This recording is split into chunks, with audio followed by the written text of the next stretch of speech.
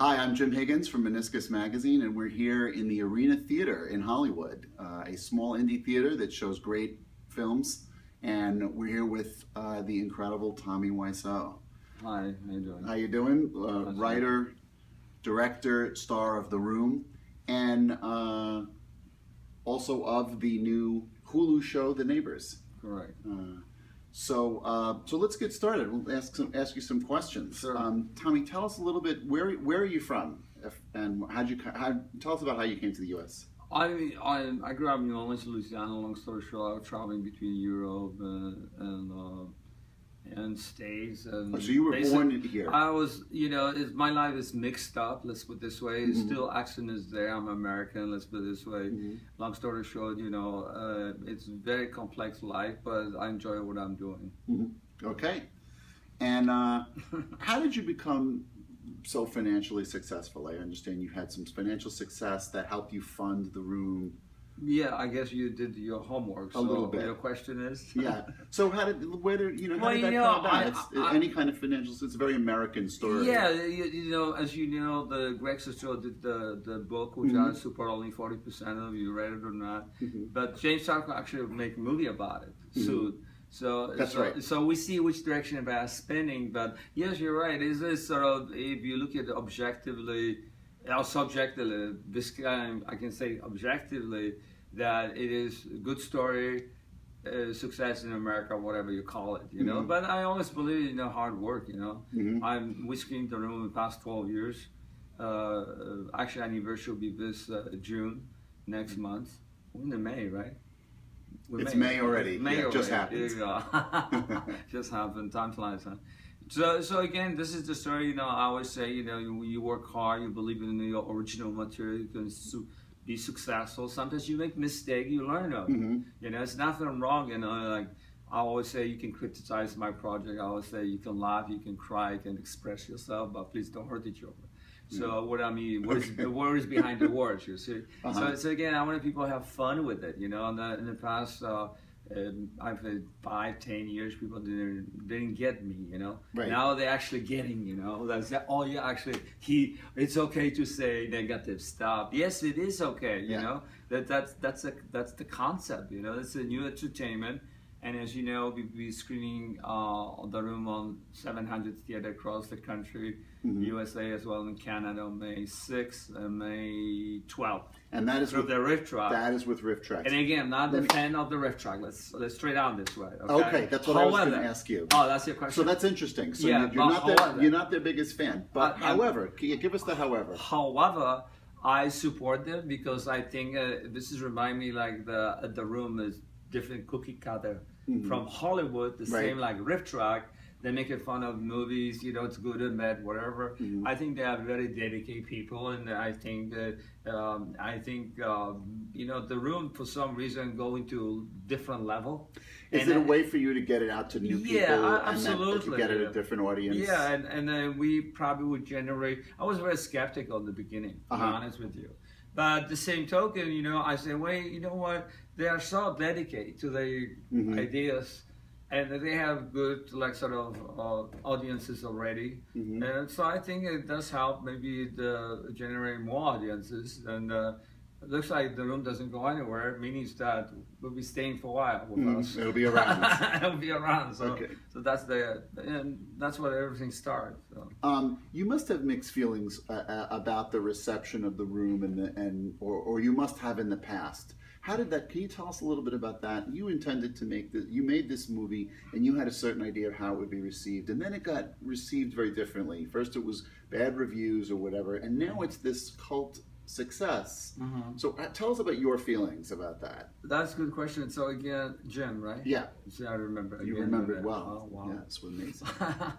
So this is a good question because you see, again, I believe my original material, and I've been preaching for almost 12 years. I say you can laugh, you can say whatever you want, and people did not get it. They thought sometimes people you can hear the story or they're laughing at you, they don't laugh with you. Right. That's completely ridiculous because we part of entertainment, you reporters, media, whatever. Right. We always wanted people actually talk about it, your article or whatever you do, you know, Right. like when you create something. And I believe in original material. So long story short, you know, it's funny that the room, I think, is different level right now. And I'm very happy what happened, but I'm not so keen about some of the reports, you know, like mainstream media. I think they prefer to talk about Africa, they talk about Tommy Wiseau, the room, you know. And I think we have a unique American culture, and we promoting America. I'm sure you see the football. Yes, this is yours now. thank you. So tell us basically, about we're that. playing, you know, London and Australia. We've been screening the room in the past. Sorry to interrupt your question. That's okay. So tell us about that. It seems like you seem to appreciate the audience's response to it. Absolutely. Whatever I their love response them. is, I love you them. say whatever the audience brings is what they to it in terms of their feelings, that you feel like that's legitimate. Absolutely, that's number one. And number two, I don't think audience should have a restriction not to do or certain behavior. However, you know, some of the movies, of course, you know, if you go see, I want to say the room is not the room, it's the event. Yeah. You see, so you go to an event and you expect to maybe react certain way. Other movies, when people, you know, you go to see it, maybe slightly different because people are, oh, why is this person yelling, whatever, you know, dressed up as a Johnny character or whatever, from the room. But the same token, you know, we don't have in America in the past, I would say 10 years. I graduated from Laney College from Bay Area, and I noticed that we don't have places to actually express ourselves. We as a young people, even older, whatever you are, let's say you're singing in Worship Boulevard or whatever here in Los Angeles, people look at you funny way, what a crazy guy you are, or you see again, people don't realize, young people, you know, they have to, you know, drugs, drinking problems, etc. It's a big level of disappointment, I would say, from a life. But your philosophy that people should just be able to express themselves without being told how to feel about a movie. Absolutely, that's important because you see. Now tell us about you. One thing you did say back a couple of minutes ago. You said about, but it was the media's reception sometimes that you had some issues. I have big issue. I do have a huge issue because let me give you an example. Yeah. We released Blu-ray. See, if I knew I'd bring it. Should. Oh, that's okay. But never mind. But anyway, Blu-ray, the room on Blu-ray, DVD, and you see nobody's talking about because it's positive thing. For example, Blu-ray. I don't know if you guys know it's a CL. It's a combo languages. I'm proud of it. We have 5 different languages, and you can actually see English and a subtitle with Spanish, for example. I always say you can learn Spanish by watching the room. Here you go, you know. So your point is that this is a film that has international appeal. Absolutely. You mentioned earlier that you've gone abroad a bunch of times. You've gone to screenings in all different countries. Yeah, we screen right now. London is the UK is very big for us. I just come back from London. I go once a year. Canada, Australia, New Zealand, Europe. So it's we, like I say, are promoting football directly or indirectly. It's just happened, you know. Yeah. And people are actually playing pretty well now in London, especially in London. Well, there's not a lot of movies that came out 12 years ago that are still playing in the theaters. Yeah, and people are talking about it. And see, people we're talking about it right now. So about media, see again, I think they don't give us. I don't need the credit, you know, from media. But I think it's certainly a funny story and the same sad story that they focused on certain dilemma about life and let's say big movies, whatever, but they we are okay, it's there, now we can talk about, you know. So the past, I would say 2 or 3 years, actually we have better result with media because they're actually getting this, you know. You feel like they're getting the phenomena. Correct. That's number one. Number two, I like it from audience. What I enjoy the most, actually, people analyze characters. See, that's what we directors or producers, we love that. Because they actually people. So instead of just, in other words, instead of just saying it's a bad movie, it's this thing, blah blah blah, you want to see people actually look at the content. Absolutely. So I'm very actually surprised at the same time. I'm very happy that people say, oh, who's Danny character? Why call? What's the drugs? Chris R. You know. And remember, the room is based on the 800 pages book. I condensed, and also I concluded. You know, here in Hollywood, you know. I don't know if you know the story of the room. To tell you very quickly. Yeah, actually, that was going to be one of my questions, was to give us a little bit of the backstory. Okay, so backstory, long story short, you know, some people want to get a credit for something they did not deserve it. But let's just don't bash anybody. Let's just be optimistic. So long story short, you know, we actually screened here in Los Angeles in 2 weeks. At the time, 12 years ago, to be qualified for the Academy Awards, which you can see in the database. So you had your first screening. Correct. And then after 2 weeks, contract was over. And you see, and people misleading, always, you know, crazy stuff. When we say, oh, he didn't know what we was doing, blah, blah, blah. But long story short, we was under contract. I couldn't actually go back to the theater. So what we did, I received many emails. People want to see my movie. I said, what's going on here? Yeah. I say, let's make it one movie. Let's move on to the next one. And come out right, maybe even better, right? So again, long story short, you know. And that would have been very typical of a filmmaker's career. Absolutely. Would be to say, right, I learned from this, let me do the next one. Correct. But that's not what happened. So that's not what happened. So I got all this email and say, okay, I called the theater, they cannot accommodate us. So I discovered, I don't know, you know about Wilshire Screening Room? And here in Los Angeles, next to Academy Awards, it still exists, I believe. They're called Wilshire Screening Room. So we screened the room there. Long story again, so many people show up. Too bad I don't know if this movie exists, the theater exists here. But that was, you know, so many people show up. We had problem with parking. We got the fire marshal in the. Oh, they came because there were too many people. Yeah, so then we got actually almost ticket like $500. Wow. And the guy, he said, hey, you cannot do this. So I'm calling the theater and I say, can you accommodate? Can we work? And I got a great support. I give him credit for that. So we've been screening on Sunset right here.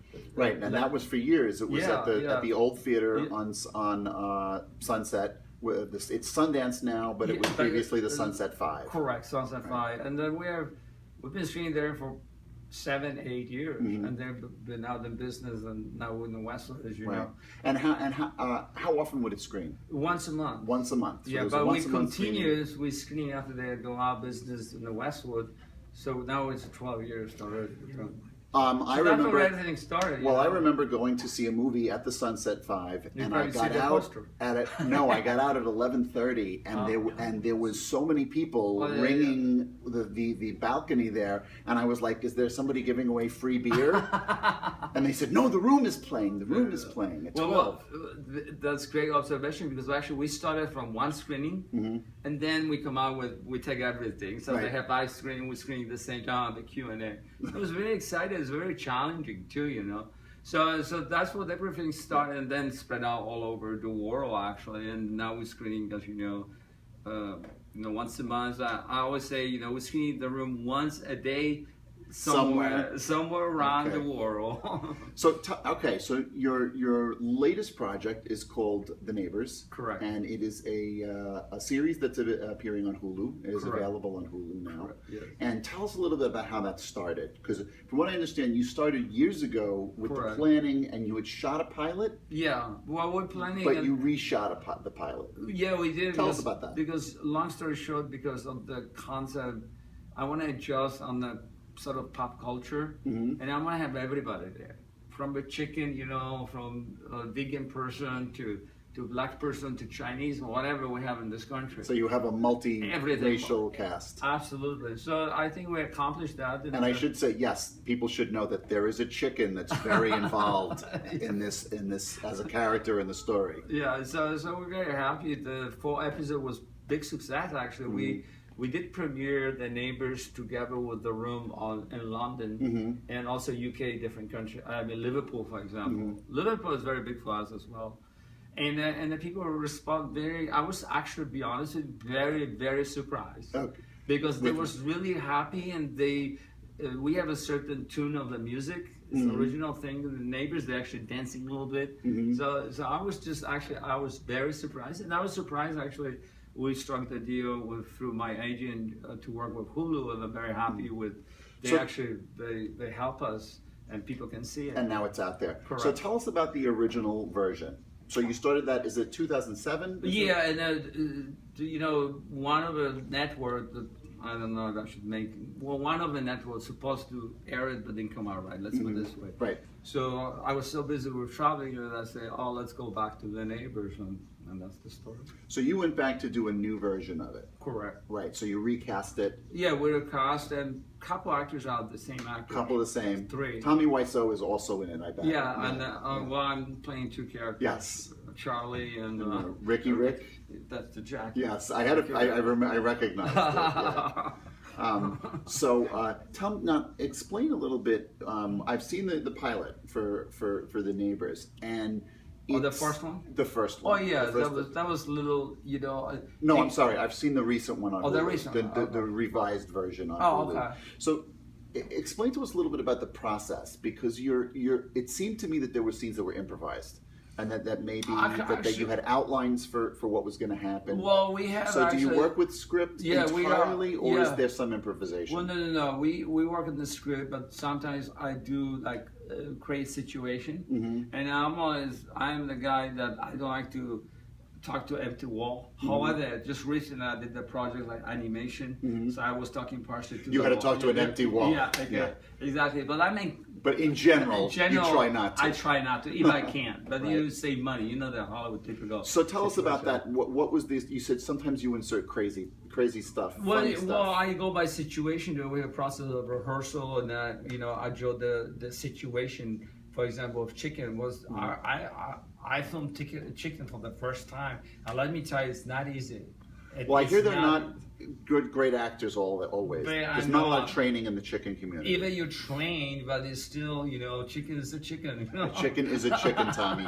That will be the quote of the interview here. Okay, thank you. So to respond to your question, we go by the script, but sometimes actors, I notice that they want to put their own spin, but 90% does not work. Right. The reason I say that, because I already have vision. I know what I want from them. So we did have a roller coaster ride to actually shoot in the Neighbors, but the same token, I think a lot of actors did a very good job, because it actually adjusts to my perspective, what I want and what kind of vision I have. So to respond to your question, we go usually, I would say 90% script. And Scripted, 10%, but again, you see, it's all depends situation. Right. Because some of the actors, it's funny when you shoot somebody on the rehearsal process, it's perfect, right? But then you started doing it for real. It's like, what's going on here? Yeah. But a little slightly different. So you have to deal with what you get. So that's correct, and now, that's happened to everybody. Explain the premise of The Room to the audience here. I would say, our readers, The Room is a special place. You can we all have it. Not The Room, the Neighbors. Sorry, did I say The Room? My apologies. So tell us about the Neighbors. Give us the basic description of the story. Well, basically, it's about relationship between tenants and Charlie, and all this commotion going between all the tenants, different ethnicity, and you have a chicken, a crazy thing, crazy that. And I think I take some of this aspect from life, from our life, For example, chicken, I represent my aunt a little bit, indirectly, because she has the live chicken, you see. So explain that again. She has a live chicken in the house, and you see, this is the thing what sometimes we forget about, where we come from, So I think it's very. Did you grow up in a situation where there were chickens and was it a farm? Yeah, something like that. So what was it? My aunt actually has the chicken, and she didn't want to kill the chicken. She bought the chicken, supposed to be for soup, whatever. And who is this we're talking about? My aunt. Your aunt. Yeah.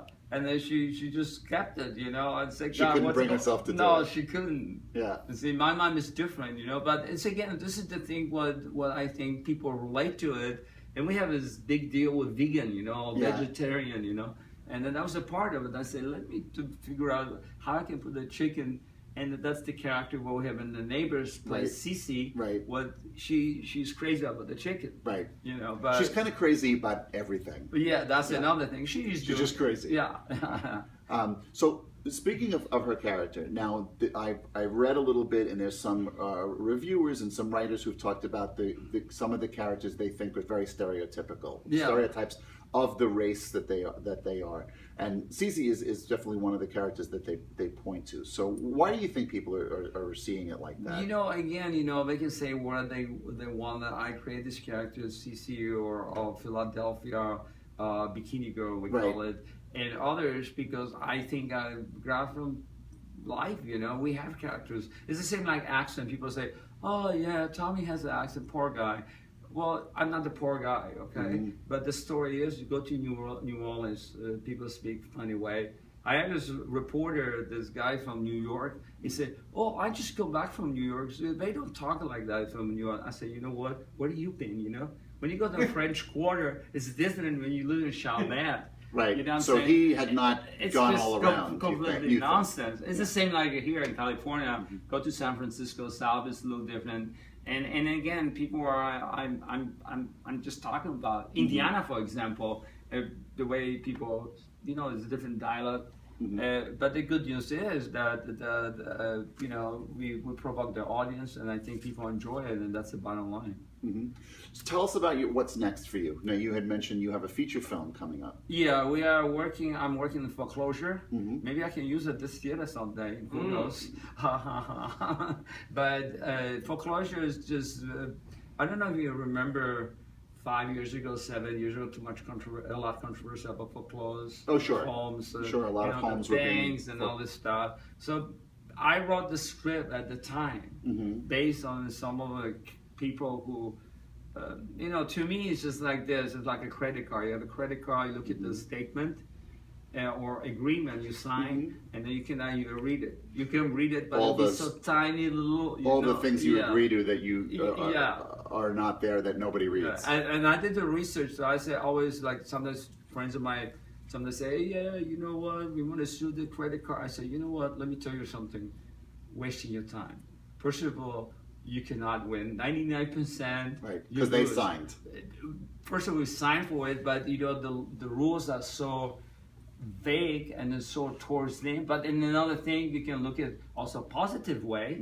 They actually give you money. Yeah, you know, they give you credit, so they sort of entitle. But I think sometimes it's consumers should be informed about it. So you did some research. You did research into foreclosures and people who had been in those circumstances. Yeah, and then sometimes it's that story. To be honest with you, sure.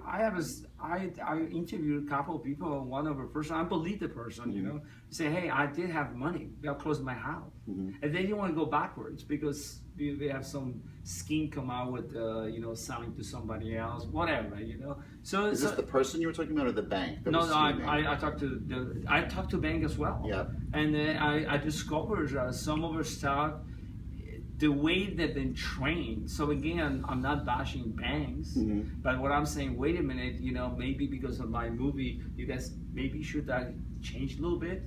You know, because you're going to examine that whole situation. Exactly, and they go both ways.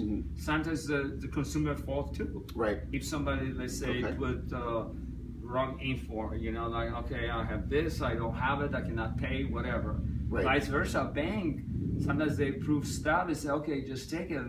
I don't want to hear. You want to hear my situation when I bought my first car, balloon payment. Tell us. Hey, I signed a contract, right? Poppy camper. I got the loan. Wow, what a great stuff. You know what I mean, right? Like the first house, first car, and I said, okay. And tell us again, what was the car? What was it? It was a BMW. But long story short, I was very happy at the time. Suddenly I get a notice, right? 2 or 3 years, they say, you have to pay an entire amount, right? I say, what's going on here? I call bank, long story short again, I say, you have balloon payment. I say, wait a minute. Do you know that they explained to me this? And so you didn't realize that you had this huge lump sum. Huge lump sum you had to pay. You had to pay it once. I was lucky that I could do it, you know. But this is another example that through my life I was not explained. Right. But you knew that's in a situation with the financials that you could fall into that easily. Yeah, but also that's happened to many people. Like, you know, that people don't understand what they sign, but the same token, responsible the financial institution should be, hey, this is what will transpire. Right. Now, tell us a little bit more about foreclosure. Is it shot? Pardon me? Is it shot yet? No, we're working on it. Okay. So I'm releasing in September. The script is done. When are you going to start shooting? Do you know? We'll be shooting probably in less than 2 months. Okay. I'm still working on the neighbors. So. Okay. And you're hoping for a September release? Yeah, September release. And distributor yet, or are you going to distribute it yourself? Well, we'll see what happens. I like this idea of what we did it with the neighbors, like a combo, and then we can pitch in. But I don't want to be disappointed. What do you mean a combo? Explain. Well, that. combo is like we you mean really. Like you screen it online and you. No. I am against the line. To be honest with you, because I prefer when. But eventually, everything ends up the line. You know? Ends up there, but yeah, you're talking about theatrical release is what you want. combo when I mean, see the room and see foreclosure. Oh, I see. Or see the room, see the neighbors. That's what we've been doing. Right. For a while. Right. When I saw the room, I saw the neighbors. There you go. The first episode. So you see, this is again thing what. Maybe that's a plan. It works. I don't know yet. Yeah. See, I'm open about it. So you'll find out. Yeah, sure. So I guess that's it. Tommy, thank you so much for this. So you know the big screening, right? On May 6th? May 6th? May 6th and May 12th. This is with Riff Tracks. With Riff Tracks. Upcoming screening. This is one of the reasons Tommy is going around promoting, and we're talking to him today. And so hopefully everybody enjoy it. Have a groovy time, and we'll see you at the screening of the room. All right. Thanks. Thank you.